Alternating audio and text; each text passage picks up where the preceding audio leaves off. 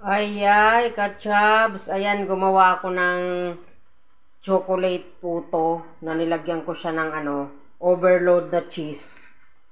Kasi itong Junakis ko, walang mabiling tinapay doon sa bakery. Ayan, hango-hango ko pa lang, medyo mainit-init pa. Ayan, nakabuka siya, oh. May leftover akong yung cheese na naninigas na doon sa rep. Binunag ko na dyan lahat. 1, 2, 3, 4, 5, 6, 7, 8. Ay, nakagawa lang ako ng malaki. Kasi malalaki yung moldihan ko. Ayan. Chocolate puto with cheese.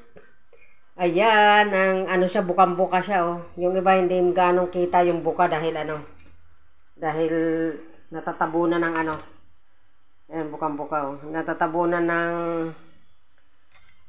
cheese.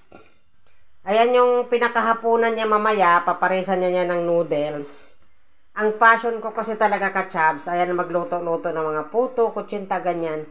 Siyempre, pag ganitong nagkakaedad na tayo, inaabot na tayo ng rayuma, ng katamaran, ganyan minsan kahit may minsan maliliit lang yung putong nabibili ko, minsan tinatamad akong magluto, ganyan.